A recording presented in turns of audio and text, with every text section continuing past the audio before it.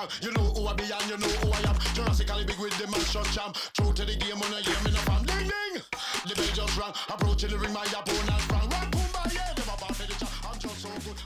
Hello and welcome to 21st Century Vitalism, a podcast asking the question, what does it mean to be fully alive in the 21st century? I'm your host, Brett Kane. I'm a body worker and mindfulness meditation instructor, and my goal with this show is to expand the conversation of wellness to go beyond simply taking care of the mind, body, and spirit, but to also include taking care of our environment and how to successfully orient ourselves in a sustainable way that honors all of the systems that we're engaged with.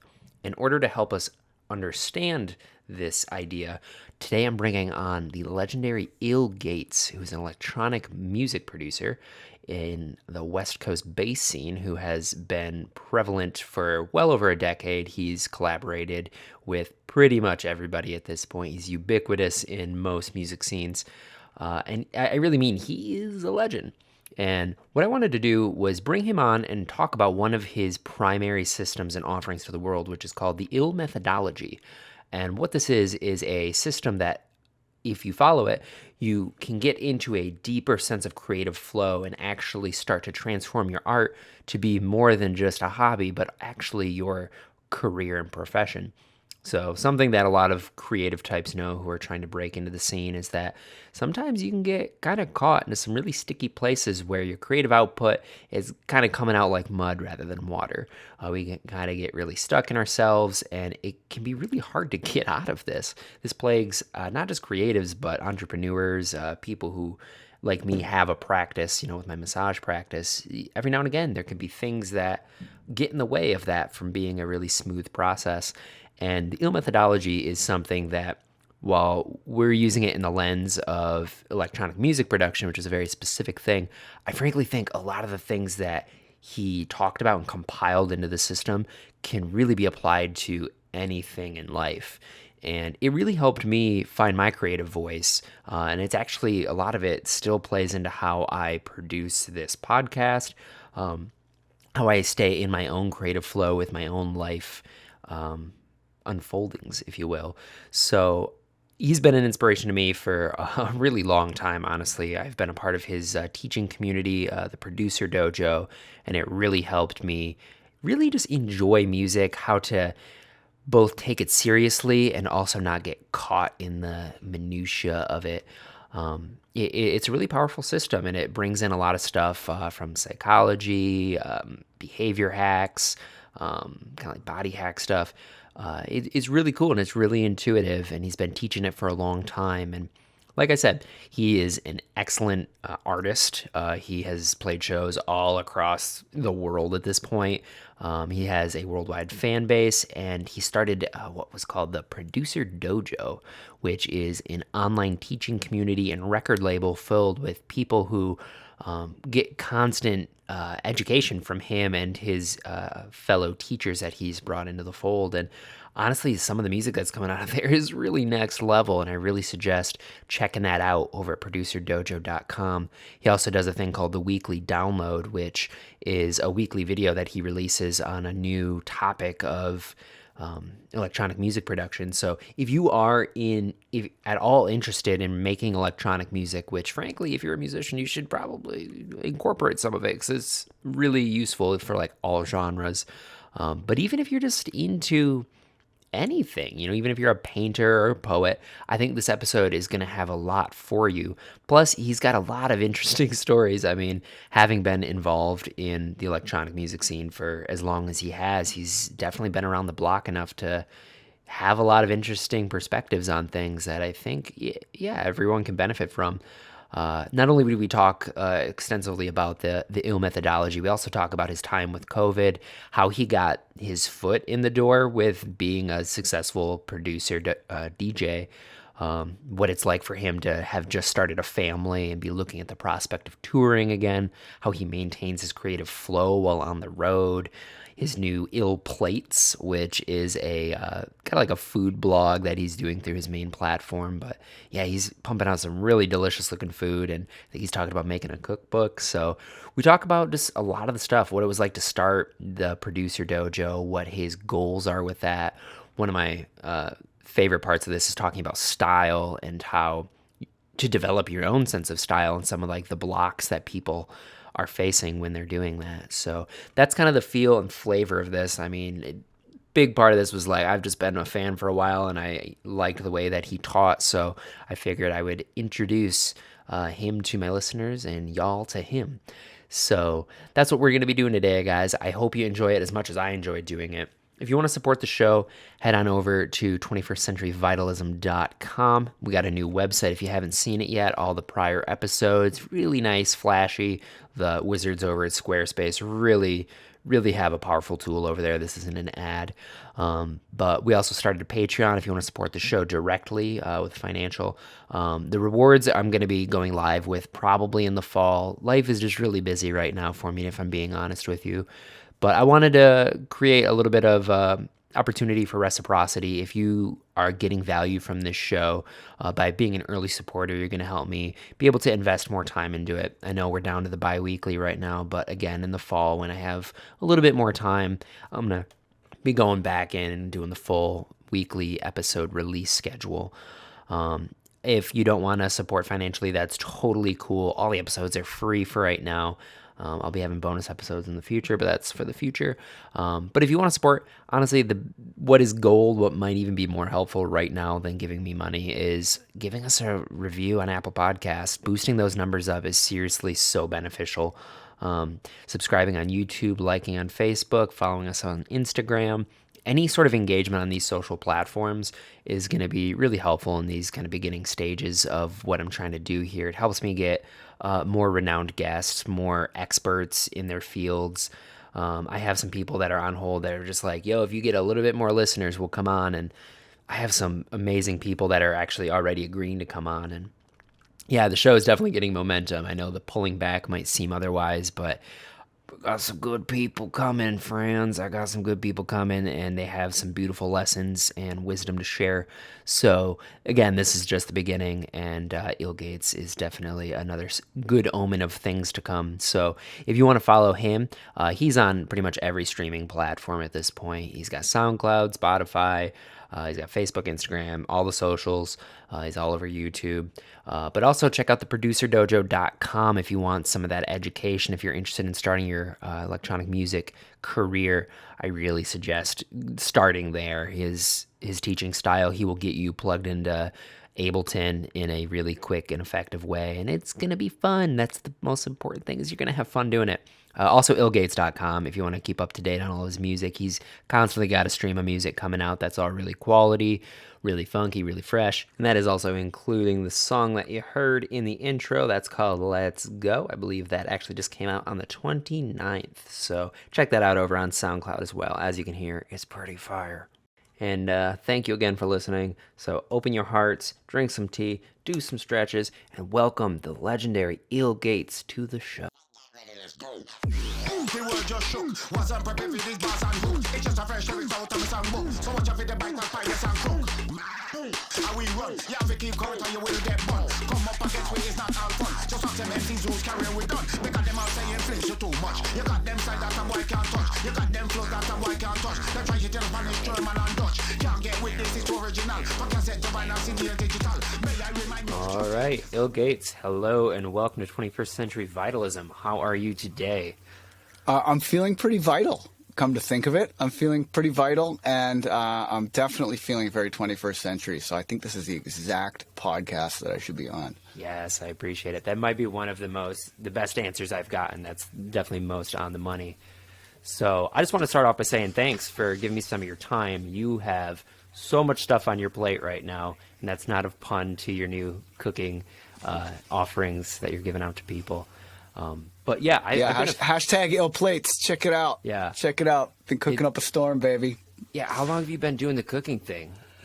Well, I started cooking out of necessity because I, for a long time, was vegan, and I was in a breakdance crew. And before I was a vegan, I used to eat meat and smoke cigarettes and drink all the time. I was very unhealthy. And then I ended up in this breakdance crew, and all the other dudes in the breakdance crew were these like super edgelord vegan bros, and they would always make fun of me for my unhealthy lifestyle. And I was just like, yo, whatever, I could do that if I wanted to, you know? And then one New Year's, we all had this bet.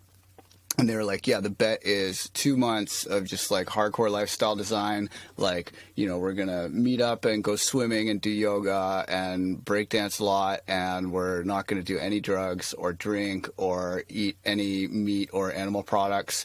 And anyone who gets busted, and then everybody put in $50, and anyone who got busted drinking or doing drugs or eating animal products or smoking cigarettes or whatever forfeit their $50, and whoever was left at the end got to keep the pot. So I was like, oh, okay, I'm in on this, like whatever. And one by one, they all fell until it was me left at the end collecting all the money. And I remember I was on the last day, I was coming from Toronto back to Ottawa, where I lived at the time, and I was in a ride share, and I was like, okay, it's like March 1st, the 2 months is over, I'm going to go get a slice of pizza. And I got this slice of cheese pizza, and because I got the cheese pizza, I was late for the ride share, so I got stuck in the middle. And I was sitting there eating this piece of pizza in the middle of this ride share, and everyone was like, this fucking guy. And I ate the pizza, and it was all cheesy and meaty and stuff, and I fell asleep. And then in my dream, my consciousness like left my body and like went into my own mouth into this like city made of flesh, where like all the buildings were like meat, and like all the ductworks and wires and stuff were veins. And then all of these like weird grubs started jumping out of the walls and burrowing into my skin. And then they would like jump out of my skin and burrow into another place. So I was trying to catch them out of the air, and every time I got them, and they were just like eating me alive. And then I ran outside, and there was, you ever seen the movie Akira, when the guy turns into this weird tumor blob with faces and stuff in it? Oh, I have. Yeah. Well, yeah. So the whole city started melting and turning into this like Akira tumor blob with everybody I know. And then it was like swarming and swallowing me. And I woke up and went, ah, in this ride share. And everyone was like, this worst guy to have a ride share with. Like, what is this? And I was like, wow, it's a sign. I should keep going with this healthy, because I felt way better from doing 2 months of that. So then I kept going with that. And, you know, if you have any kind of, you know, dietary peculiarities, you basically better learn to cook, you know, because I would go to restaurants, and like, because I developed food allergies and stuff from being vegan, and it was really shitty. Like I got allergic to all the vegan things by the end. Like I made it about 15 years, and then at the end, I was allergic to wheat, I was allergic to corn, I was allergic to gluten, I was allergic to milk, I was allergic to eggs, I was allergic to all nuts, and I would go into restaurants and I would list these allergies, and they would just be like, is this what you want? And like slam down a bowl of rice in front of me. And I'd be like, no, I don't hate food. I just can't eat lots of it. And it got so bad I was getting like hives on my eyeball, which I didn't know was possible. So eventually my doctor was like, yeah, dude, you are out of things to eat. Like you're out. You can't eat anything. Like soy was off the list, so no soy sauce, no Chinese food. Like I just couldn't eat anything. So you know, so I eventually gave up and started eating animal products again, and focusing on eating less processed foods that are more just like ingredients. And that really made a huge difference. And I learned in my food allergy journey that a lot of food allergies are from your biome. Right? And that basically in my efforts to be a quote unquote healthy vegan, I was eating a lot of like organic food, yes, but very processed organic food that had no more bacterial cultures in it. And then me being a DJ and drinking, because this was, was drinking at this point in my life. I ended up like really upsetting my biome, and I just wasn't eating enough whole and raw foods, so my biome basically was rejecting like everything. So I became a lot more proactive about my biome. I eat a lot of like kimchi and sauerkrauts and fermented foods and stuff, and I'm like in way better shape now. But because of this long journey of my dietary peculiarities, and just being a starving artist, because I was a starving artist for like 10 years before I ended up making a decent living. Like I was making a living, but it was like toothpaste sandwiches, bro. Like it was rough. Like I couldn't afford to go out or do anything, so I would just stay at home in the studio. And like anytime I would get money, I would spend all of my money on gear and then have no money left for food. And then I would just like go to the grocery store and just buy like bags of flour and like make shortbreads and shit. And I'd just be like at school, like eating shortbreads, like so poor. But because of this, I basically painted myself into a corner from which the only escape was to get good at music and make a living at it. And eventually, after failing again and again and again for 10 years, things started to pan out, and now they're doing just great. And I'm so glad that I had the grit to make it through those periods. But now I have learned both music and cooking. That's amazing. I love that the thing that got you on like the healthy lifestyle was spite and the trauma of the dream. Spite, trauma, don't ever underestimate the power of those. So, dude, spite is great. It's a very good motivator. It's very useful. So yeah, that totally kind of leads me to the idea that, like, so you said that it was kind of like when your back was against the wall that it kind of forced you. You're like, yo, I gotta like make good music. I gotta really. Do you think that that's an important part, like the starving artist or do you think that you can maybe bypass that? Well, you can bypass that, but in my opinion, I think the only reason to make music, especially the only reason to pursue it seriously, is because you have to. Yeah. Like if you're just doing it as like a means to an end, like you want to be famous or, be considered attractive to people you find attractive or make money or whatever, you're not going to make it through the kind of necessary middle steps that are required to get good at it, And, I think like one of the big things that holds people back from any kind of independently motivated pursuit is that they don't commit, and there's one thing that just bores me to fucking tears. It is hearing people talk about the art that they're gonna make or the book that they're gonna write or the film that they're gonna do, and then they never do it. And I'm just like, why are you even telling me about this shit? It's like telling me about a dream that I wasn't in. Like I'm not fucking interested in this, I mean, unless it's, of course, there's like, Akira tumor blobs or whatever, something interesting. But if it's like, it was like my house, but it wasn't in my house, I'm like, God, fucking kill me, So, I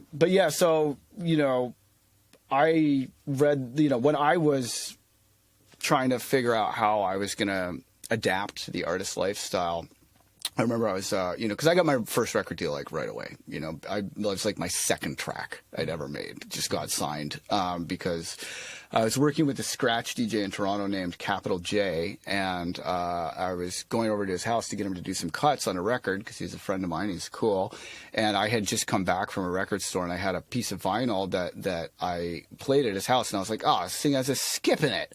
And he was like, oh, well, the A&R for that record label is a friend of mine. We're in a band called Genocide. And I was like, that's the worst band name ever, homie. Like, why would you call and he's black, too. Yeah. So I was like, why would you call your band this? He was like, it's hardcore. It gets a rise out of people. I'm like, shit. Like, but he's like, yeah, so anyway, we're in this band. It's not really working out, but I could give him a call.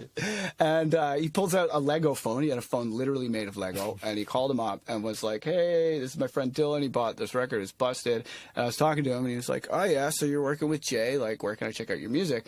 And I sent him to this, like, super, like, no users producer website, like, where people would swap tunes in track feedback or whatever. And the next time I logged in, there was this like new flashing instant message from this guy, the Incredible Melting Man. And he was like, hey, I'm the A&R at this vinyl record label, and I want to put out your second, third, and fourth tracks you've ever made. Don't like the first one, though. Too many illegal samples. And I was like, holy crap. So then the next thing you know, I was in this meeting with all these other artists, and they signed us all to album deals, and I like had to do it, right? And so that was really like, because I mean, I probably would have kind of considered it like a hobby or like indulgent in some way until I had like an actual like, hey, like you have committed to doing this, and I did it. So so I had this commitment to do this, and I was trying, it completely changed my motivations as an artist, because like when you start and you're making music that's like just for fun, it's just for you. It kind of doesn't matter what other people think. Like, did you have fun making it or not? That's the goal, right? Yeah.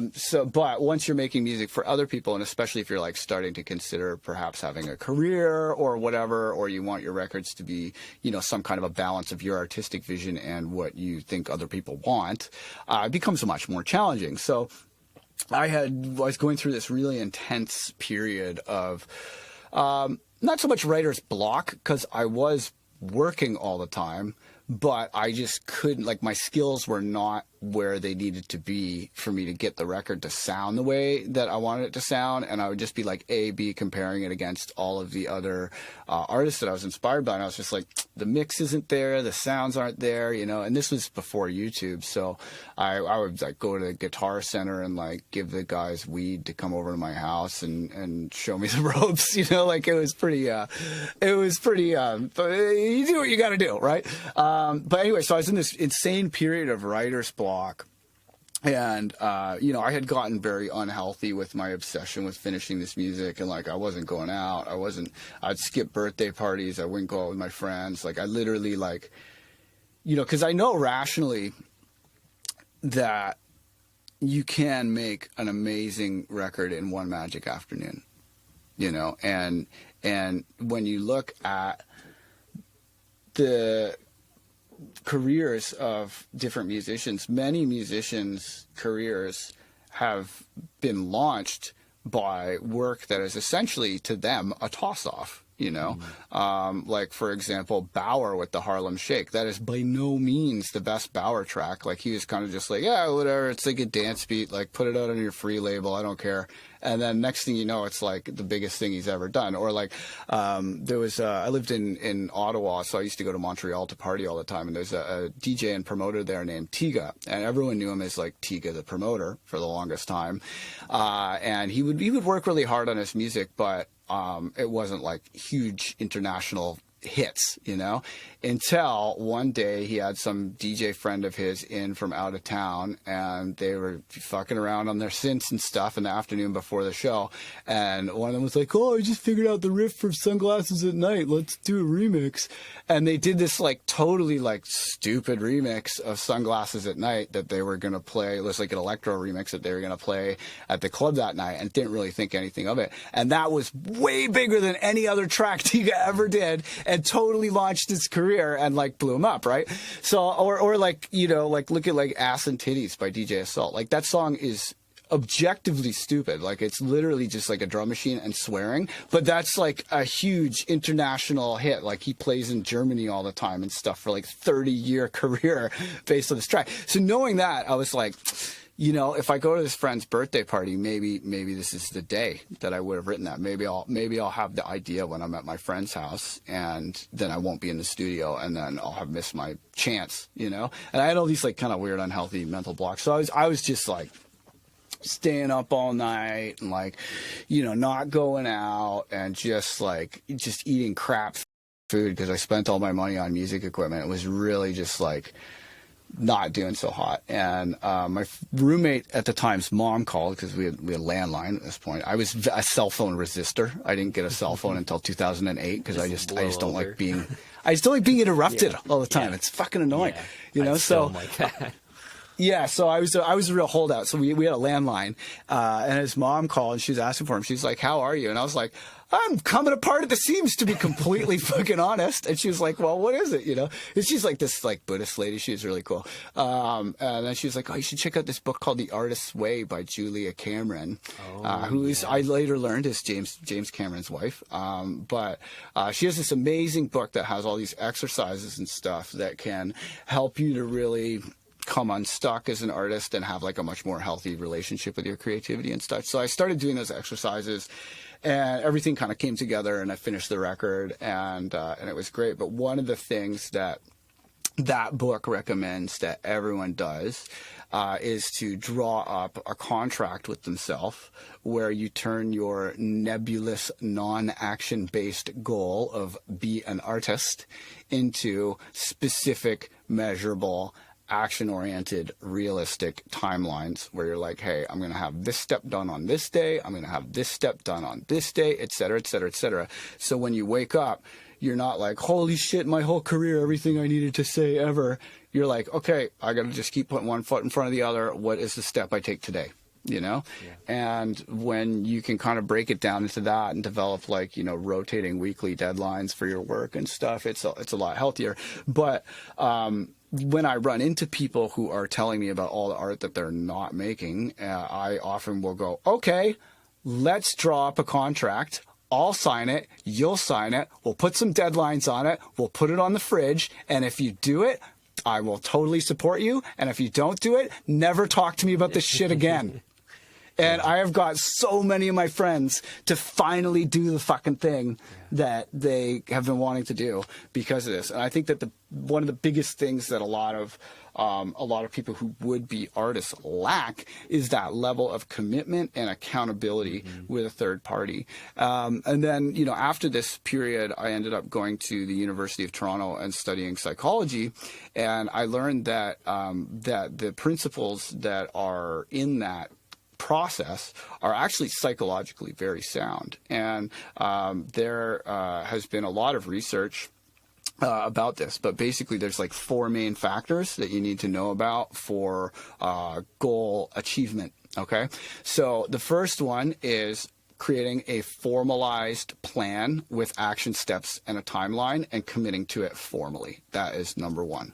Right. Number 2 is creating some kind of an accountability with a third party so that you have someone who's like, hey, you know, where's that record you owe me? You know, like so you get one of your friends to hold your feet to the fire or a record label or something, and then check in regularly. And the best results were achieved with a weekly basis. So there was a study where those 3 factors together, like they tried them all independently and then they tried them all 3 together, and all 3 together more than doubled the likelihood of people achieving the goal. And it works for like New Year's resolutions or fitness goals or anything. Just some kind of a formal agreement, accountability with third party, and weekly check-ins. Right. Like AA, and then right? Don't they kind of? Yeah, I mean, similar. a lot of things include that. Yeah, for sure. And then the other thing that makes a massive difference is loss aversion. So there's a quirk of human psychology where we value loss more than we value equivalent gain. So it is worse to lose something than it is good to gain the same thing, right? This is also known as the Concord Fallacy because of the failed aerospace project, the Concorde, which was a very high-speed plane with like a robotic nose that would go up and down, that was developed in the 80s by, I think it was the American, French, and English government, sunk like billions of dollars into the development of this plane because they thought that consumers would pay extra to cross the Atlantic in 2 hours instead of 4 hours, and that this would mean that they could charge like 5 times as much money for plane tickets. But the thing that they neglected to realize is that it takes fucking 2 hours to get to the airport and through security each way. So saving 2 hours on a 4-hour trip is not cutting the trip in half. It's only like a 25% time saving. You know, you've got traffic to deal with and all the hassle of the airport. So the consumers just did not support this project at all. And that's one thing I've learned in the entertainment industry is that the public is never wrong. The public is never wrong. But yeah, so these governments just kept throwing good money after bad because they did not want the money that they had spent to be quote unquote in vain, right? In another experiment that they did about loss aversion, they had a real tennis court, where you could either play for free on the outdoor tennis court, weather permitting, or you could reserve the indoor tennis court for an hour for $50. But the indoor tennis court, being an indoor gym in summer, was a very stinky and not the nicest place to play tennis. But 80% of people who would have reserved the indoor court would come by on a beautiful sunny day with perfect weather and a gentle breeze in the air, and they would say, well, it's obviously nicer to play outside, but we've spent the $50 to play inside in the stinky indoor sweaty tennis court. So we don't want to waste our $50. Let's go play the obviously inferior game of tennis so that we don't lose our $50, which is completely irrational when you think about it. Like, you're there to play tennis. You want to play the most enjoyable tennis game possible. If that means playing outside, play the game you're going to enjoy more, right? But 80% of people will play the worst game of tennis so that they don't, quote unquote, waste their $50 that is already gone. Yeah. Right? Yep. So this loss aversion can be a very powerful motivating feature as well. And there's a website and app called stick.com, stickk.com, that we actually use in the dojo. I mean, we have our own app that is coming, but it's in the works. But this stick app allows you to create a goal, and then you can appoint a referee and put money on the line, just like I did with my breakdance crew. And, you know, perhaps it is giving the money to your friend, or perhaps it's donating to an anti-charity. You know, that people have found that donating to a charity that you absolutely hate is a very motivating factor. But if you're planning to do this, I warn you about the anti-charity, because I have a friend who said they were going to finish a record or else they were going to donate $500 to Donald Trump, and they ended up donating $500 to Donald Trump, and they are so fucked up about it. Like, they're super upset, and they're just like, I basically gave money to racism. Like, this is terrible. Like, I'm funding just total corruption and racism and God knows what else.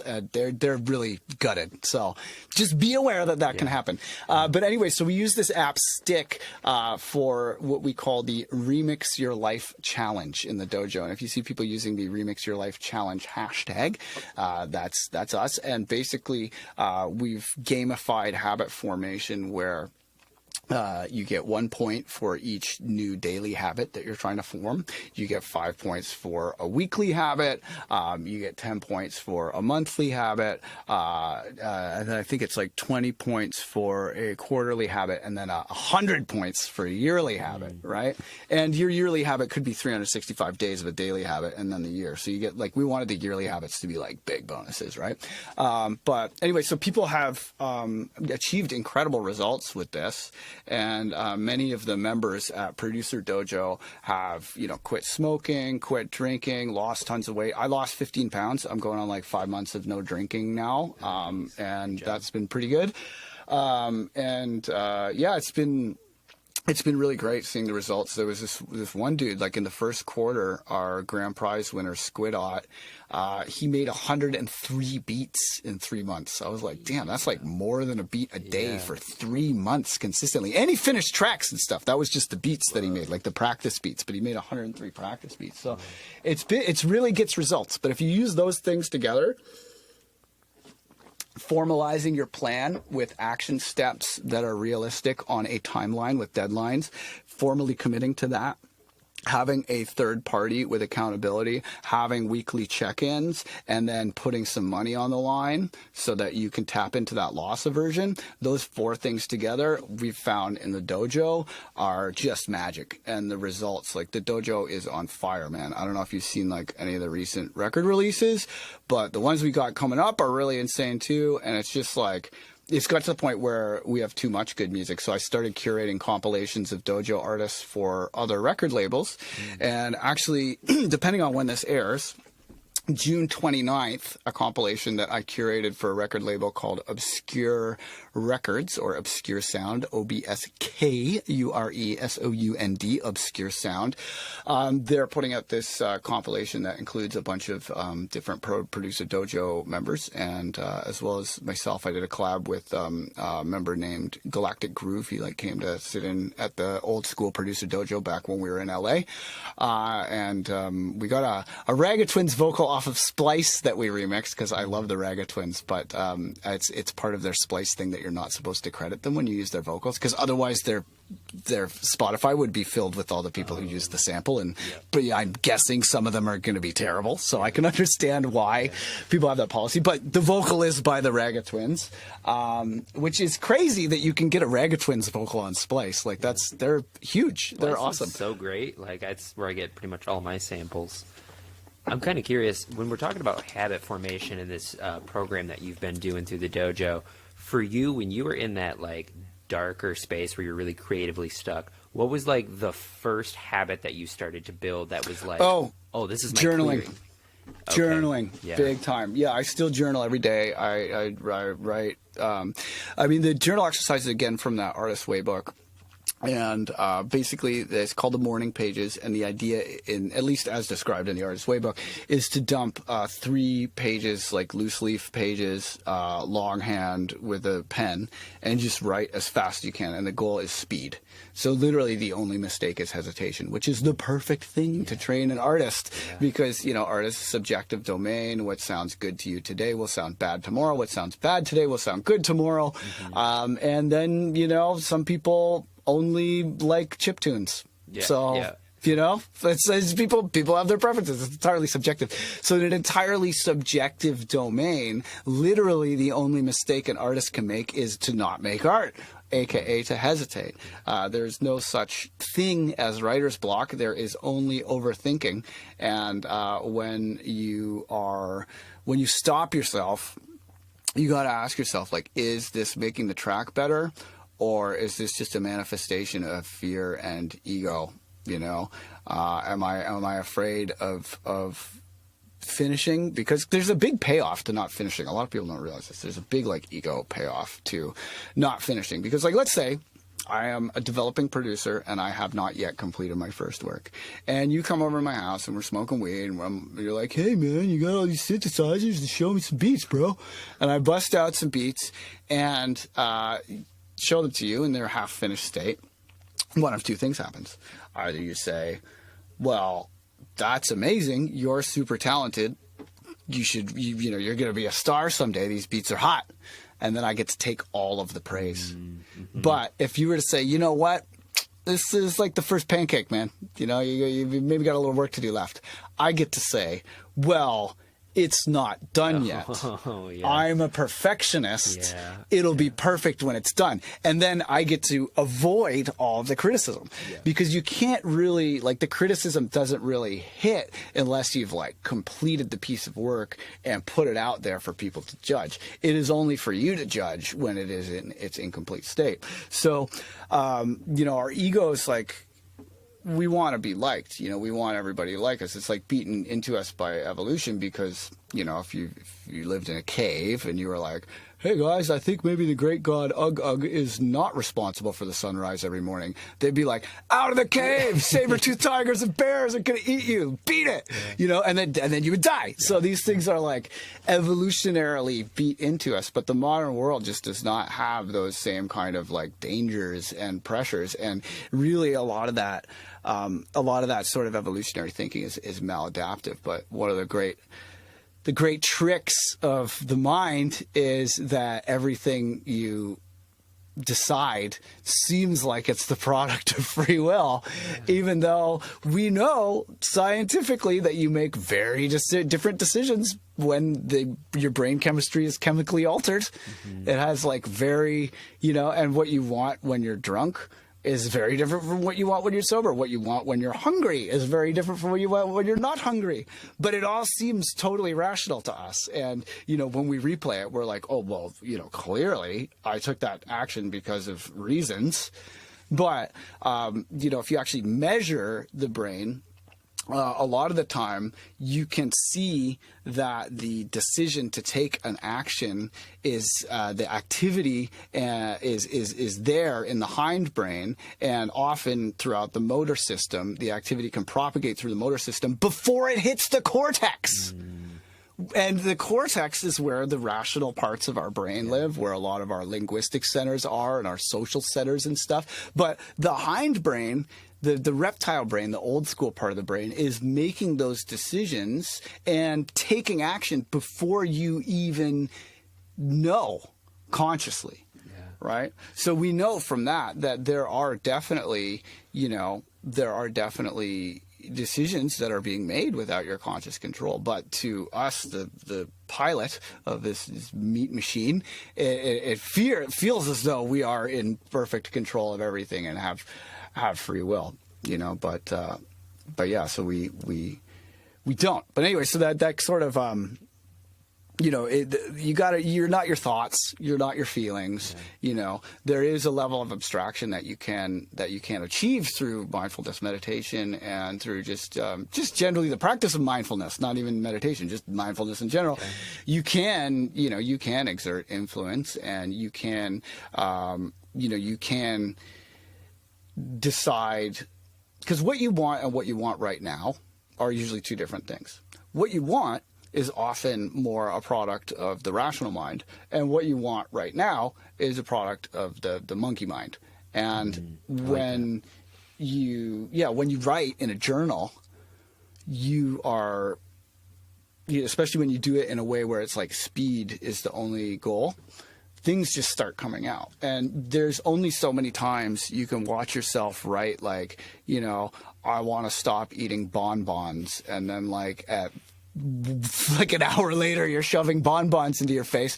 There's only so many times you can do that where you're like, is this what I really want? Or is this just that monkey brain again, right? So I found that the journaling thing, it really helps me with my willpower. And it helps me with a lot of my negative emotions and stuff too, because I think our negative emotions, when they are unexpressed, have a lot more power over us. Whereas once you've kind of expressed it and that negative emotion is now no longer just in your head, it's has a physical place in time and space, and that thought is on that page in that journal, even if you don't read it. But because it's there and you have that thought again, you're like, yeah, but I already had that thought. What's new about this? Yeah. And then you want to move forwards just kind of naturally, just by knowing the fact that you wrote the thing. So I never read my journals, and I throw that shit out when I'm done. I have no point for this, and I would hate for anyone to read them because they're just full of my stupid, embarrassing thoughts, it's terrible, right? Yeah, that's actually, I don't know if I first heard it from you or Julia Cameron, because I also read The Artist's Way. It's a great book. It's really great. I like the fact that there's actually exercises to do to where you can actually kind of incorporate it into your life more than just okay, I read it, okay, bye, But I've been doing it every day. There's parts that get a little woo-woo, though. You got to be ready to get a little woo-woo with that book. You got to open up to, I don't know, I think a little bit of woo, can go a long way. I'm not anti-woo-woo. I'm just saying there's woo-woo in there. Yeah. I like saying, I like woo without being lame about it. There's a way where it gets really schmaltzy and it's just ugh, I don't know about that. But I think it's really grounded, and it can really help open you up to just a lot more to life. Oh, totally. Totally. Yeah, it's a fantastic book. The journaling, I call it taking inventory, taking stock of what's there. And if you really do it with that speed in mind, I've noticed, you're saying, by logging the negative thoughts, you're exposing aspects of yourself that are already there and you're investing energy into. So by getting it on the page, you're able to see it. You're able to see kind of the subconscious movements of your mind, and you're like, oh, I can not have to just act that out. And I think that alone it's just so good for mental health and understanding yourself, which, I mean, for art, you're just moving energy. You're just you have to. It's far more about getting your headspace together than it is about knowing the latest software or whatever, And I mean, just look at the MPC. that thing is almost exactly the same as the MPC that I bought with all $5 bills after selling weed all summer when I was 15. And it's like the same device. I'm using it like 20 years later. And it still is like, you know, I mean, yeah, you can use EQs and you know, effects and stuff in it now. And there's like synths and stuff in it. But most of the time, that's not what I'm using an MPC for. I'm using an MPC to chop up sounds and order them, you know, and like that process is always going, like even 1,000 years from now, if people are making music in audio form, they're going to be chopping and arranging audio. Yeah. Like that's what the process is, you know?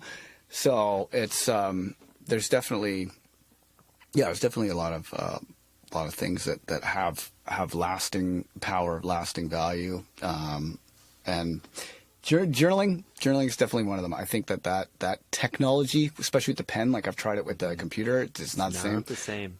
There's a connection, like a tactile sense when your hand hits the paper with the pen. It almost, I had this kind of thought that like so much of music it's kind of like an expression of your energetic state in that moment, and something I realized when I was doing music and interacting with other producers who were kind of on my level, kind of stuck in that space of like half-finished beats and the such. There's like an hyper emphasis on the tech, on the like the sound designer, like doing stuff like that. And it's like my best stuff has came from when I let everything go and was just expressing, you know. But it's hard to balance, especially with electronic music, because there is so much technical understanding that needs to happen.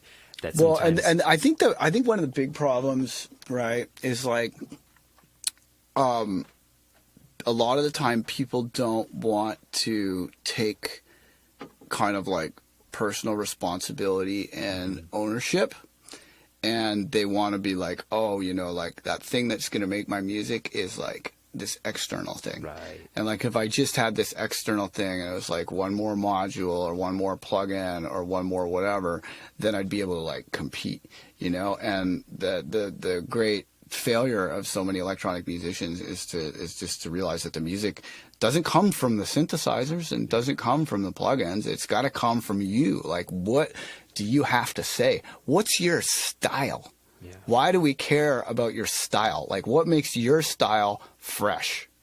Yeah. You know, and so many people forget about that, you know, and I think that's why, you know, for example, the black community has just such a leg up in terms of music, is they've always understood that it's all about style. It's all about style. And, you know, I think like that, because like I'm into MPC music a lot, and like rap and hip hop and stuff, and like the divide is really crazy. Like people who use Ableton and DAWs are like primarily white, primarily dudes, you know, and the MPC world has a lot more like POC influence, a lot more women involved and stuff, and it's like it's a lot more about like, you know, personal expression. A lot of the tracks have vocals and stuff, and there's this whole, you know, MPC beat culture where like you make the beats on the MPC, you make a mixtape, you shop the beats out to rappers or vocalists. They like pick the beats and then you finish them and turn them into songs. And like that whole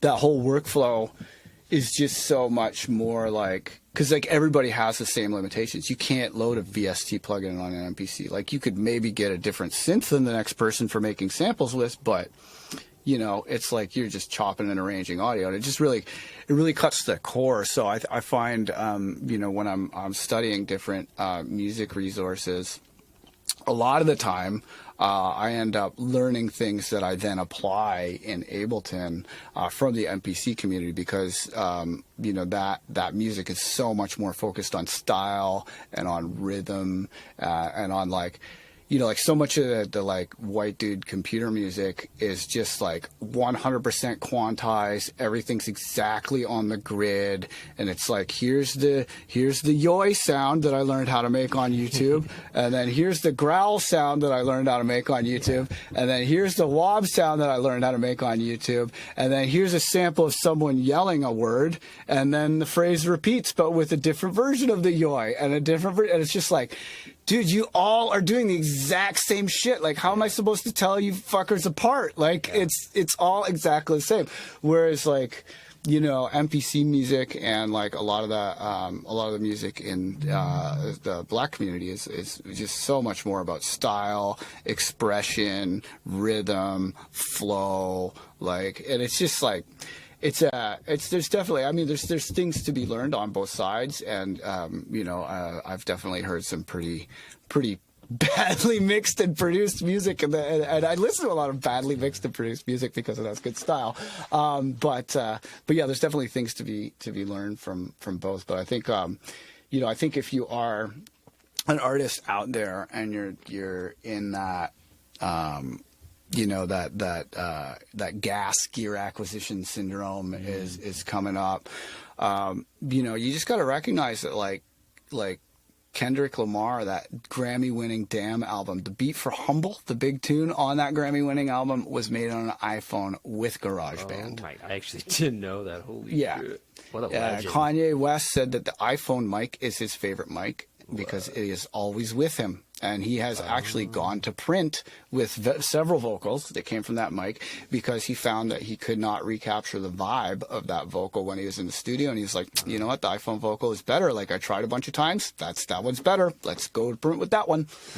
Yeah. So it's like, there's like, you have everything you need. Like, your smartphone is way faster than the computers that made like Tipper's Surrounded album. Yeah. Like, he made that before they even had Intel Macs. That was back with the old Apple chips, before the Intel and before the M1. And he made that shit all on a laptop with no monitors. He mixed it later on monitors, but he made it all in an RV on a laptop with no monitors and no, like, he just had, because he stayed at my house like right after he did that record. And he just showed me, he had this little like dinky little MIDI controller like this big, no knobs, just like a bunch of like keys. And he just like, he had a workflow where he would like, make synth sounds, sample them, chop them up in Contact, and then he would do like the kick on like C sharp, which is a black key, the snare on D sharp, which is a black key, and he'd play the kick and snare with his left hand, and then he'd have like 3 hats or shakers on the other black keys, and he would play the drums like that. And that was why so much of his music had triplets in it, is because he's going tickety tickety tickety tickety on the 3 black keys with his right hand for the hi-hats and stuff. And he just had this workflow where he was just like, the sounds might have taken his whole processor to make, but once they're sampled, it's just chop it up as sample. It's like not too much processor use. But yeah, so he showed me that workflow like way back. That would have been like 2003 or 4 or something. It was like a really long time ago. But yeah, so, and it's just like, if you listen to that Surrounded album, that thing sounds insane, even today, and he put that album out like, here, I'm going to Google it, Tipper Surrounded release date. May 20th, 2003. And that the record is insane. Like, that, your smartphone is way better than the computer that was made, that album was made on. Your smartphone is way better than that. So, it doesn't matter if you're trying to make really technical music or not. You can do it with the tools you already have. You don't need any more plugins. There's so many free resources out there. You can get sounds like freesound.org is crazy. Like, it's like a completely non-profit, like, educational resource. And people just like, you want an 808, type it in. Boom. There's samples of a real 808. You want a sample of an elephant, type it in. Boom. Like, I sampled a queef from there the other day. And there's like, but yeah, my track, no, there was only one queef, but it was like the perfect queef. Like, it didn't need any EQ or anything. Yeah, and it's like, if you listen to my track Marble Madness, at the turnaround at the end of the drum phrase, literally like every time there's this sound, and that sound is a queef. That's amazing. And it's completely unprocessed, like pure. Peak artistry. It's queef to table. It's really, it's really great. But you can get anything. Like, you can type in anything. Like, I was just like, I could look up anything, and then I typed that in, and I was like, this is a really nice recorded queef. As far as queefs go, that's one of the nicer queefs I've heard. It's probably why it's the only one. I mean, like I said, you really only need one. Like, they captured it.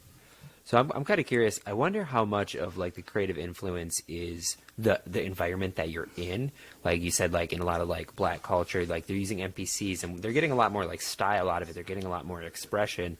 And I'm sure that a lot of that also has to come down to the fact that they're not, like, I feel like being in a studio creates a certain kind of sound, and you can get a like wide variety. But like if you're like out in a different kind of space, you said like Tipper was out in like a trailer, you know, making surrounded. I just wonder how much your environment makes a big difference for sure. Big difference for sure. You know, that's kind of one of the great things about music making now is it's so portable. You know, and I know a lot of people who get much more out of their mobile devices. And I actually, you know, I've been working on a book, and I was sitting and writing at my computer desk, and I just hated it, you know, and like, cause like I spend, you know, I'll put in like 12, 14-hour studio days for like 5 days in a row in this exact chair. And I try not to sit in this chair unless I'm actually making music. So for me to be doing this kind of like hobby project, writing a book, I'm like, this is just not cool. Like I'm not having fun. My back hurts. Like I don't need another thing to do in this chair. Yeah. And then, you know, I started just like writing on my phone in the notes, and, you know, like I can write like 10,000 plus words in a day on my phone, like easy, you know, just chill. It's like, it's a totally different thing. So that's been pretty cool. So, you know, I found that environment I like a lot more. Now, I don't really, like, I mostly do sound design on my phone when I'm doing music stuff, and just like make recordings of synthesizers and manipulated granular sounds and stuff. But you know, I found like that kind of, you know, just like being outside, or like sitting in a park, or like an art gallery or something, or just some like peaceful spot, and just having this like, you know, people just walking around you in the world, and you have this like these private fireworks in your eardrums. It's like, so I find it's like pretty zen, you know. And then like, you know, you're not going to be there forever. It's not like you're like in your studio again for another 14-hour day, you know. It's like, yeah, I think it really helps. Kind of break it really helps. So where I want to go is we're opening up with COVID, right? So you're about to Where are you? What city? I'm in Michigan. Okay, cool. America, Grand Rapids. So right on. Yeah, it's a good spot. But something that a lot of musicians are going to be having to do again after so long is touring. And, you know, we're talking about like lifestyle things, behavior, like trying to like maintain your momentum creatively. How do you navigate touring? It's one of the things that kind of kept me from being a full-time musician. I don't want to tour. I really don't. Yeah, it's not for everybody. I fucking love it. Personally, yeah. I love it. Like, I love meeting new people. I love being exposed to new things. I love being exposed to new music. I love going out for sushi. I love rocking parties. I love, like, you know, like the money, of course, is great. Mm-hmm. So that really helps. And, you know, going to music festivals is super fun. And just like meeting all these people that music is like by far the most important thing in their life. Mm-hmm. That to me, you know, those are my people, man. Yeah. Like, and if I meet someone who has like, you know, who gets it at like a musical level, and like we can geek out on all the different artists that we listen to, and like different trends and sounds that are coming out. I love that, man. Like I totally dig it. And then, you know, I developed the ability to just sleep on any plane. And like coffee will give me insomnia at my house. Like if I have a coffee at like 4 p.m. or whatever, forget about it. I'm not going to bed till 4 a.m. But I can pass out right after coffee on a plane. Like my body has just, from like 15 years of touring, it's just like, oh, this is our chance. And like I will just pass the fuck out the entire time on the plane, you know, and like it doesn't matter. So it's, you know, I mean, the flying is just like teleporting if you can sleep enough. Yeah. And then when I am awake, you know, I got a battery in my MPC, so I'll just be working on my finger drumming and stuff, and like just getting the hours of practice in. And then I read like all the time. Like I try to read at least a book a week, so I'm always like, you know, just cranking through audiobooks just constantly. So I mean, I never waste any time on the road. And then it's like I'm either studying or performing or celebrating and getting paid for it. And it's awesome. Yeah. So like, it's not something I have to manage. Like I like it, you know? So what do you think? So you have a family now. How do you think you're going to like, congratulations also, by the way, but how do you think going forward, you're going to be able to balance both of these lives? Are you just going to make more stops at home, or?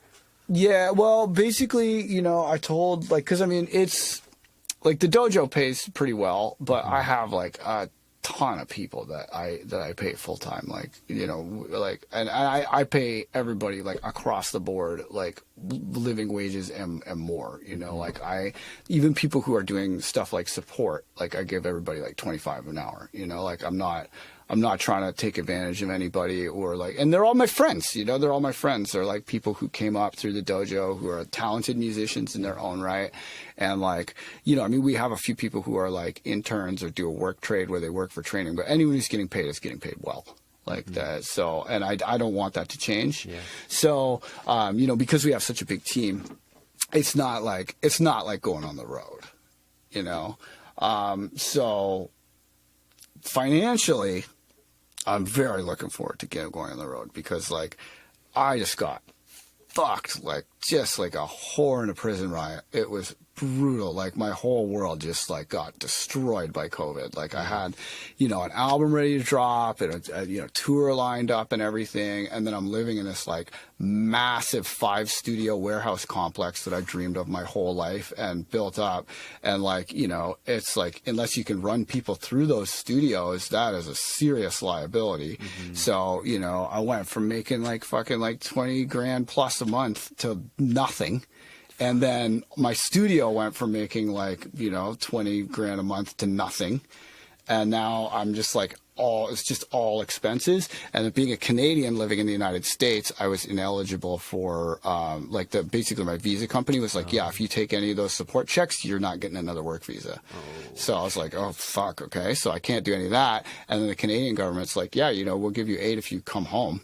But I'm like, oh God, I can't do that. So yeah, it was just brutal, man. Like last year was super shit, but I pivoted and I figured it out, and I managed to not end up in debt and stuff, and that was pretty cool. But it was definitely like I had to really hustle. I had to move out of the dojo, because I was like, you know, I can't, like, if it's going to be a year and a half, I can't just pay like $5 grand a month rent for a year and a half and just wait. You know, so I was like, I'll build another dojo, whatever, you know. So I'm probably going to build it again in Vancouver, because I still have all the stuff. Like I still have, like, there's like, this house has like 3 fucking studios in it. It's crazy. So I still have all the stuff. Actually, here, I'll switch the camera. So.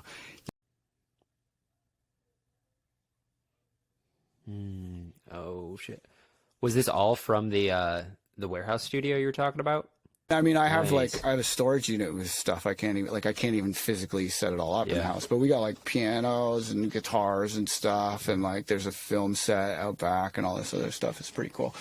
But yeah, so I'm probably going to get another warehouse and build it back and everything. So I knew I had to leave the warehouse eventually anyway, because like if you have a baby, you don't want to be living in a sketchy warehouse in downtown LA. Yeah.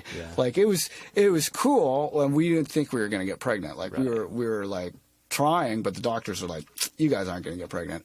And then we were just like, oh, okay, well, here we go then, you know. And it's been great. Like Asha is just like super healthy, super happy, just stoked all the time. But when we were living in LA, like we were right downtown in the warehouse district where all the artists live, which is also right next to Skid Row. And that is not where you want to be for COVID, man. Yeah. Like there was an outbreak of the bubonic fucking plague. Actually? There was an actual outbreak of the bubonic plague, where all of the homeless people in the camps, because it's spread by rats, and there's all these like giant nasty rats with the plague, and all these rats were like, you know, giving the homeless people like the Black Death from the Middle Ages. And we were like right next to that. And I remember like when we were getting ready to leave, we were walking, and one of our dogs is a rat terrier. And you know what rat terriers do? They hunt and kill rats. So we're walking, and there's this like diseased rat that's like dying on the ground, and she runs up and just bites it by the neck, and it starts freaking out. And I'm like, oh my God, this is how we die. We're all going to get the Black Death. We had to like, and then we had a flight in a couple days. I'm like, shit, do we even tell the Center for Disease Control? Like, they're not going to let us into Canada. Like, this is brutal, you know. We were like, let's just pretend nothing happened. That's the move. So we gave the dog a bath. That was the best we could do. That's a good way to stop the plague, at least a bat. Yeah, it's fleas, right? Yeah. It's spread by fleas. So if the fleas haven't bitter yet, but yeah, the Black Death was fled by fleas. Oh man, I listened to this Behind the Bastards podcast, and they had this whole episode about the behavior of the church during different plagues, and during the Black Death, there was no concept of like bacteria or anything like that. So the church had decided that obviously the Black Death was caused by sin. So the thing to do would be to get everybody together so that they could all pray together and take communion together, sharing by mouth, like holy water and wine and wafers and all that. So the Catholic Church just becomes this like plague factory, and then everybody dies, right? So they're like, okay, well, we need to get more people, so we need to have like some parades and stuff to get people hype for the church. So they had parades, and then they had the really, really pious monks were the ones that would flagellate themselves, right? And because of original sin, and they're punishing themselves for the sins of man. So they would go around with these like whips and stuff and like whip themselves bloody and be just like spraying everyone with plague blood. And then they encouraged people to bring their children up so that the monks could like kiss their children, and that would I guess cure them of sin. The last thing you should be doing. So I'm amazed that there were any Catholics left after this behavior. It's it's wild. But yeah, the Black Death, man, serious shit. But yeah, so we were so we were in LA, and then this like pyromaniac crackhead started setting fires in our neighborhood, and there were like flames licking up the side of our warehouse unit at one point. I was like, oh God, this is really scary. And then so I decided that I would make my debut as an urban decay photographer, and I started taking all these photos. Like there was one where there's the Sears building, which is abandoned and destroyed. It's all the windows are broken because Sears went bankrupt, because of Amazon and other factors. But I remember there was this article about Sears where they were the Sears CEOs during the downfall of Sears gave themselves all millions of dollars of bonuses because of how emotionally taxing it was to make the decision to pay off Sears investors rather than paying the pensions of their lifetime Saibatsu style employees who had their entire future as old people depending on the coffers of Sears.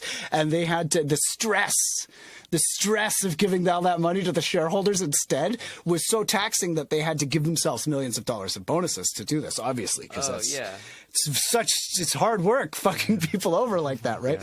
So they needed a picture to illustrate the downfall of Sears, and it was our Sears from our neighborhood, the big towers in LA.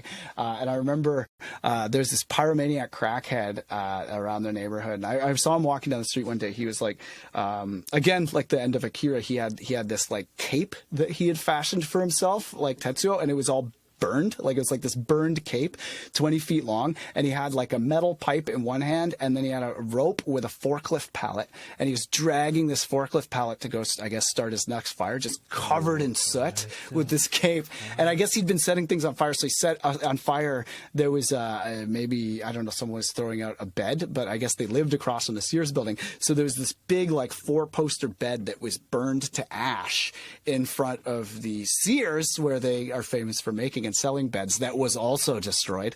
So I took photos of that, and then there were some graffiti covered smashed cars like on my street. This person, I guess, just totaled their car and just left it in the middle of the street, and it didn't get towed because it's only like the intersection of the 5 and the 10 in LA. Like that's not it's not important. It's not like millions of cars don't go through every day. So it's just this burned out, like smashed car. All the windows are broken, like homeless people sleeping it, covered in graffiti.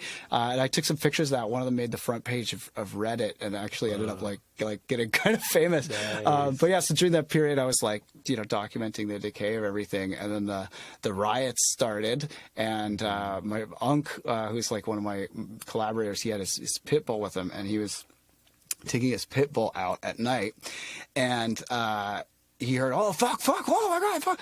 And he looks over, and there are all these people in balaclavas with crowbars breaking into the grow op in the warehouse next door. Oh. And they thought he was a cop because he had a pit bull. So he started freaking out and running. And he comes back in, he's like, I think I almost got shot. Like, oh my God. Because they thought he was busting them during their robbery with his pit bull, but he's just taking his dog out for a shit. But yeah, so I was like, okay, this is getting actually dangerous. Yeah. Like we should move and get our baby out of here. And then, you know, I was debating, like, do I move to the suburbs and then keep the studio going and commute every day? And I'm just like, I don't want to commute in LA. Like that's not my life. So I knew I was probably just going to go move anyway. So I was like, yeah, if I'm going to move anyway, I might as well move back to Canada, because like my brother lives in town with his wife, and my uncle lives in town with her wife, and like my parents came and stayed with us and stuff. And it's just like, when you have a kid, that becomes so much more important, you know? So yeah, so it's been pretty cool. And then, you know, the Canadian government has a bunch of grants, a bunch of cultural and arts grants that are really cool. So yeah, so I'm in the process of applying for some government grants, like music video grants, tour grants, and then hopefully I can get a grant to get another warehouse and build that, because like when we had that, man, it was like always full of people, like so much music was getting made all the time. We were just like filming videos constantly, and we did a couple really sick music videos that are coming out with my album in well, I have 2 new albums coming. There's one in August and one in January, but the album, each one of them has a new music video that we made at the dojo that are just so sick. Like when you have like a giant, like 40-foot ceiling warehouse covered in graffiti and stuff, and like you can just walk around the neighborhood, it's just like, it looks like you're in like The Crow or something. Like it's just like anywhere you film, it's gonna be cool looking, you know. So yeah, so we filmed some really great music videos and stuff. I get a lot of mileage out of the dojo headquarters, and I'll definitely miss it. But I don't miss the like giant cockroaches and homeless people setting shit on fire. And I'm literally getting like Mad Max images. Like, what the hell's going on in LA? It's basically what it was like. But this is downtown LA. That's just like all the warehouses. They look terrible outside, and then you go inside, and it's like this like magical art fortress, you know, where it's I mean, all the like, that's normal, that's how it's always been. It didn't get especially bad during COVID. I just became a lot more sensitive to that shit having a baby. I'm sure that sounds like the dream though, like that kind of like, oh, it was so sick. Like, damn, that sounds so like special, and especially in LA when there's already so many artists, you know. Yeah. Oh, dude, we were killing it, too. We were making tons of money out of that studio. Like, I did stuff for Star Wars there, and, like, all kinds of shit. Yeah, it was super dope. Yeah, the cantina, the Star Wars cantina, I made the music that plays in the only place you can drink in Disneyland. So I got a captive audience of Star Wars booze hounds. Is that kind of like in your similar style, or were you kind of like Ghost Rider? No, it's Disney. It's under an alias. We had to pretend to be a space band from the Star Wars universe. It sounds kind of like Daft Punk meets C2C meets R2D2. You know, it's so pretty fun. Cool. Yeah, it's called Droid World. Droid World. Yeah. Is it definitely can't play that one on your show though. That'll set off the copyright detectors for sure. Yeah. Is it out there though? Is that something you could find? Oh yeah, it's out. Yeah, it's out. Okay. Yeah, and you can hear it at Star. I mean, when you go see it at the Star Wars place, there's like dancing robots and shit. But because I made the droids sing, I was like, what does Disney want with Star Wars? I was like, they want singing droids. I'm gonna get my vocoders out and make singing droids, and they loved it. That was the one they used in the ads and shit. Like, there's a whole album, but that was the one they used. And I got to see a video of they're presenting about like Star Wars Disneyland. So like Harrison Ford, everybody's on stage, and then they like played my song during the presentation. Harrison Ford's like, yeah, it's pretty sweet. I was like, oh, nice. That might be like a peak moment, right? Like, dang. It was pretty cool. Yeah. It was pretty cool. And I mean, Star Wars, that's just some shit you do just so you can brag about Star Wars. Right. You know? It's like, right. Yeah. And I'm sure they paid pretty well. I mean, Disney, they should have at least. It was decent. Yeah. It was decent. I have no complaints. Yeah. Awesome. Well, Dylan, we're at an hour, so thank you so much. Oh my gosh, time flies. It does, Holy moly. It? Yeah. I was really digging these stories. So yeah, you have a lot of stuff going on. I want to give you some space to just describe everything you have going on. I'll talk about the dojo in the intro and really give people a good heads up on that. But yeah, where can people find you? Yeah. What's going on? Okay, for sure. I mean, there's definitely a lot of moving pieces in my world. So I think the place to start is probably by following me on Spotify, where all my music comes out. So it's ill.gates. on Spotify, and you can hear all kinds of new music. I've got an album coming out in September 3rd, and then I have another one scheduled for January, and there's going to be a bunch of singles and music videos and stuff around those that we've all worked really hard on, and they're going to be dropping on my record label, Producer Dojo. And my record label is also a kind of like music coaching community where that I built, where out of the frustration that when I was starting out, it was so hard for me to find experienced people to lend me an ear and show me the ropes.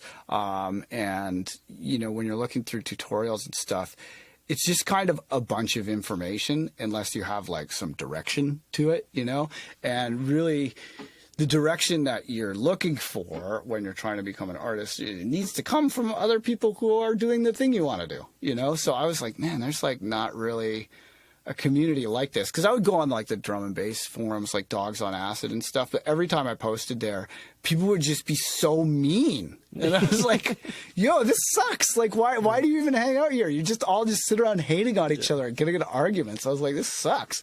So I wanted to make like a really like cool, inclusive and positive community. So we're really hardcore about the code of conduct. Like if you're a dick, you are out. But we have a great community, and it's built around the record label, and then I provide all kinds of training resources for the people in the community, including the weekly download. And the weekly download is a members only music class that I hold every week, and every single week there's a completely different subject, and it's been going for 235 weeks as of this week. So getting into the archive, it's just like Netflix for producers. Like there's like drum kits, there's sound packs, it'll teach you how to DJ, there's interviews with PR people that'll teach you how to promote a release. There's, you know, episodes on branding, there's episodes on every aspect of synthesizers. There's like a whole hour on kicks, a whole hour on snares, a whole hour on hi-hats, you know, like every different thing has its own weekly download, and then people suggest new ones. And then I have all kinds of special guests like Andrew Huang, Mr. Bill, Conrank, Mersive, you know, just like tons of guests all the time. Zeke Beats was on, his episode was amazing. Craddy. So the weeklydownload.com, that's like kind of the best way to get access to my teaching. And then I also do like workshops and stuff, but those are kind of more like a lot of them, they have like a specific kind of purpose. So I recently did one about like developing your own style and on the importance of style, because I was looking for resources on style, and I realized that there are not any good resources on musical style for electronic musicians. I think a lot of the people who have style are very guarded and competitive. And then the people that write about style are people who are just like not necessarily full-time musicians. Yeah. So there's a whole bunch of like not full-time musician advice about style, and a lot of it was terrible. Like they would be like, all the style in the world isn't going to save you if you don't know how to EQ a snare drum. I was like, that could not be more incorrect. Yeah. Like, have you heard the music people like? Yeah. Like, what are you talking about? Yeah. You know? But anyway, so I put together this class on style that was to address that specific purpose. And then recently I heard some stories from some friends of mine about, you know, that were female friends of mine who were vocalists, about how frustrating and toxic the music making community is for female artists, especially for vocalists.